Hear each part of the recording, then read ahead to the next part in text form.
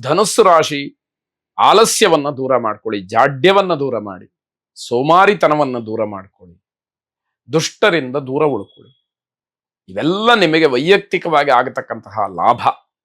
ಯಾವಾಗ ಸೋಮಾರಿತನವನ್ನ ನಮ್ಮಿಂದ ನಾವು ದೂರ ಮಾಡ್ಕೊಳ್ತೇವೋ, ಚಟುವಟಿಕೆಯಿಂದ ಇರ್ತೀವೋ, ಆವಾಗ ನಮಗೆ ಒಂದಷ್ಟು ಅವಕಾಶಗಳು ಸಿಕ್ಕುತ್ತೆ. ಅದನ್ನ ಸದುಪಯೋಗ ಮಾಡಿಕೊಂಡ್ರೆ ನಮಗೆ ಒಳ್ಳೆಯದಾಗತ್ತೆ. ಹಾಗೆ ಯಾರು ದುಷ್ಟರು ಅಂತ ನಿಮ್ಮ ಮನಸ್ಸಿಗೆ ಅನ್ಸುತ್ತೋ ಅವರಿಂದ ಅಂತರವನ್ನ ಕಾಪಾಡಿಕೊಂಡ್ರೆ ಆಗತಕ್ಕಂತಹ ಆಪತ್ತುಗಳು, ಅವಘಡಗಳು, ಆಘಾತಗಳು, ತೊಂದರೆಗಳು, ಕಷ್ಟಗಳು ದೂರವಾಗುತ್ತೆ. ಇದರ ಜೊತೆಯಲ್ಲಿ ಗೆಳೆಯರ ಜೊತೆಯಲ್ಲಿ ಮನಸ್ತಾಪವನ್ನು ಮಾಡ್ಕೊಳ್ತೀರಿ. ನಿಮ್ಮ ಮಿತ್ರರೇ ನಿಮಗೆ ಶತ್ರುಗಳಾಗ್ತಕ್ಕಂತಹ ಪರಿಸ್ಥಿತಿಯ ಅಥವಾ ವಾತಾವರಣದ ಒಂದು ಸಂದರ್ಭ ಅಲ್ಲಿ ಉಂಟಾಗತ್ತೆ ಅಂತ ಅರ್ಥ. ಮಾಂತ್ರಿಕ ಅಥವಾ ಕೃತ್ರಿಮ ದೋಷ ನಿಮಗೆ ಇದೆ, ಮನೆಗೆ ಇದೆ ಅನ್ನುವಂತಹ ಅನುಭವವಾಗುತ್ತೆ. ಅದನ್ನು ಸೂಕ್ಷ್ಮವಾಗಿ ಗಮನಿಸಿ ಪರಿಹಾರವನ್ನು ಕಂಡುಹಿಡ್ಕೊಳ್ಬೇಕಾದಂಥದ್ದು ಮುಖ್ಯವಾಗತ್ತೆ. ಧರ್ಮಕರ್ಮಾಚರಣೆಯಲ್ಲಿ ಆಸಕ್ತಿ ಬರ್ತಕ್ಕಂಥದ್ದು. ಯಾರೋ ನನಗೆ ಮಾಟ ಮಾಡಿಬಿಟ್ಟಿದ್ದಾರೆ, ನಾನು ಯಾವುದಾದ್ರೂ ಒಂದು ಪೂಜೆ ಹೋಮವನ್ನು ಮಾಡಬೇಕು ಅಥವಾ ಅದನ್ನು ನಾನು ಪರಿಹಾರ ಮಾಡಿಕೊಳ್ಬೇಕು ಅಂತಕ್ಕಂತಹ ಆಸಕ್ತಿ ನಿಮಗೆ ಹೆಚ್ಚಾಗ್ತಕ್ಕಂಥದ್ದು. ದೈವ ಬಲದಿಂದ ಅನುಕೂಲ ಇದೆ ಎನ್ನುವಂತಹ ನಂಬಿಕೆ ಬರುತ್ತೆ. ಭಗವಂತ ಒಬ್ಬನೇ ನಮ್ಮನ್ನ ಕಾಪಾಡ್ತಕ್ಕಂಥದ್ದು. ಆ ದಿವ್ಯ ಶಕ್ತಿಯನ್ನ, ದಿವ್ಯ ಚೇತನವನ್ನ ಬಿಟ್ರೆ ಯಾರಿಂದಲೂ ಕೂಡ ನಮ್ಮನ್ನ ಕಾಪಾಡಲಿಕ್ಕೆ ಸಾಧ್ಯ ಇಲ್ಲ ಅನ್ನುವಷ್ಟರ ಮಟ್ಟಿನ ದೈವ ಭಕ್ತಿ ನಿಮ್ಮಲ್ಲಿ ಸ್ಥಿರವಾಗ್ತಕ್ಕಂಥದ್ದು. ವಿಷ್ಣು ಸಹಸ್ರನಾಮವನ್ನ ವಿಶೇಷವಾಗಿ ಪಠನೆ ಮಾಡಿ, ಇಲ್ಲ ಅದನ್ನ ಶ್ರವಣ ಮಾಡಿ, ಆದ್ರಿಂದ ನಿಮ್ಮ ಪಾಪಗಳು ಪರಿಹಾರವಾಗಲಿ, ಇರತಕ್ಕಂತಹ ಕಷ್ಟಗಳು ದೂರವಾಗಲಿ. ಕೇಳುವುದರಿಂದಲೂ ಫಲ ಸಿಕ್ಕತ್ತೆ. ಶ್ರುತಂ ಹರತಿ ಪಾಪಾನಿ ಅಂತಕ್ಕಂತಹದ್ದು ಪುರಾಣದ ವಿಶೇಷವಾದಂತಹ ಒಂದು ವಾಕ್ಯ. ಅದರಿಂದ ನಿಮಗೆ ಹೇಳ್ಕೊಳ್ಳಿಕ್ಕೆ ಬರಲಿಲ್ವಾ, ತೊಂದರೆ ಇಲ್ಲ. ಆ ವಿಷ್ಣು ಸಹಸ್ರನಾಮವನ್ನ ಕೇಳುವುದರಿಂದ ನಿಮ್ಮ ಪಾಪಗಳು ಪರಿಹಾರವಾಗತ್ತೆ. ಶುಭವಾಗ. ಮಕರ ರಾಶಿ, ಬಹಳ ಅಪರೂಪದ ವ್ಯಕ್ತಿಯನ್ನ ಭೇಟಿ ಮಾಡ್ತೀವಿ. ಇಷ್ಟು ದಿವಸ ಆ ರೀತಿಯ ವ್ಯಕ್ತಿಯನ್ನ ನೋಡಿರ್ಲಿಲ್ಲ ಅಂತಲೋ ಅಥವಾ ಅಂತಹ ವ್ಯಕ್ತಿಗಳ ಪರಿಚಯ ನಮಗಿರಲಿಲ್ಲ ಅಂತಲೋ ನೀವು ಆಶ್ಚರ್ಯ ಪಡಬೇಕಾದಂಥದ್ದು. ಅಚ್ಚರಿಗೆ ಅದು ಅವಕಾಶವನ್ನ ಮಾಡಿಕೊಡ್ತಕ್ಕಂಥದ್ದಾಗತ್ತೆ. ಹಣಕಾಸು ವ್ಯವಹಾರದಲ್ಲಿ ನಷ್ಟವನ್ನ ಮಾಡ್ಕೊಳ್ತೀರಿ. ಇದೆಲ್ಲ ಸ್ವಯಂಕೃತ ಅಪರಾಧ. ವಿಶೇಷವಾಗಿ ಯಾವುದೋ ದುರಾಸೆಯನ್ನು ಇಟ್ಟುಕೊಂಡು ಮತ್ತೆ ಮತ್ತೆ ಪ್ರಯತ್ನವನ್ನ ಮಾಡ್ತಕ್ಕಂಥದ್ದು ನಿಮಗೆ ನಷ್ಟಕ್ಕೆ ಕಾರಣ ಅಂತ ಹೇಳಬೇಕು. ವಾಹನದಿಂದ ತೊಂದರೆ, ವಾಹನ ದುರಸ್ತಿಗೆ ಬರ್ತಕ್ಕಂಥದ್ದು, ಅಪಘಾತಕ್ಕೀಡಾಗ್ತಕ್ಕಂಥದ್ದು ಅಥವಾ ವಾಹನ ಇನ್ನೇನೋ ಸಮಸ್ಯೆಯನ್ನು ಮಾಡ್ತಕ್ಕಂಥದ್ದು ಆಗಬಹುದು ಅಂತ ಅರ್ಥ. ವಿವಾದಗಳಿಂದ ದೂರ ಉಳ್ಕೊಂಬಿಡಿ. ಆ ವಿವಾದಗಳೇ ನಿಮ್ಮ ಎಲ್ಲ ಅಪಕೀರ್ತಿಗೆ ಅಥವಾ ಗೌರವ ಧಕ್ಕೆಗೆ ಕಾರಣವಾಗ್ತಕ್ಕಂಥದ್ದು.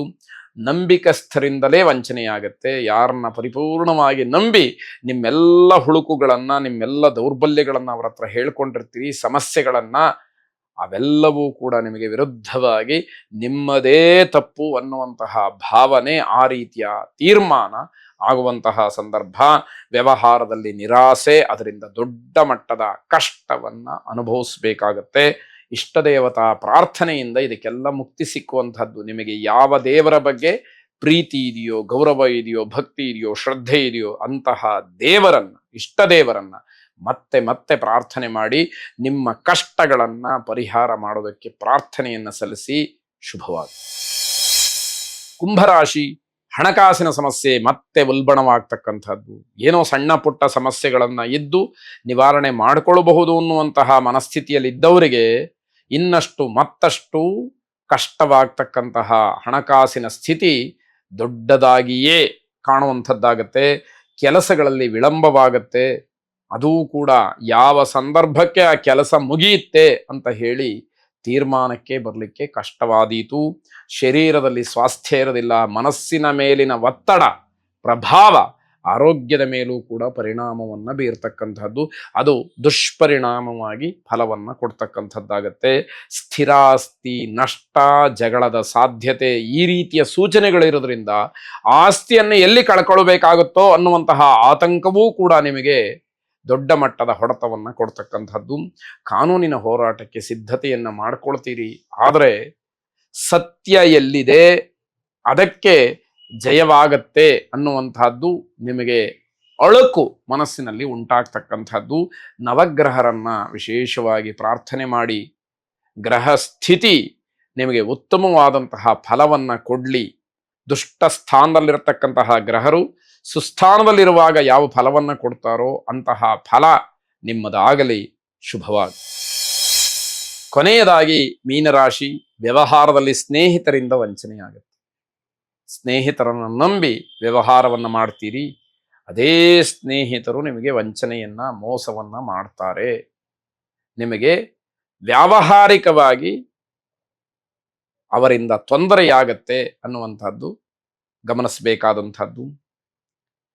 ಕಾನೂನಾತ್ಮಕವಾದಂತಹ ಹೋರಾಟದಲ್ಲಿ ಹಿಂದೆ ಯಾವತ್ತೋ ದಾವೆ ಹೂಡಿದ್ದೋ ಅಥವಾ ಕಾನೂನಾತ್ಮಕವಾದಂತಹ ಹೋರಾಟ ಹಿಂದಿನಿಂದ ನಡ್ಕೊಂಡು ಬಂದಿದ್ದೋ ಇವತ್ತು ಜಯದ ಸೂಚನೆಯನ್ನ ಸೂಚಿಸುತ್ತೆ.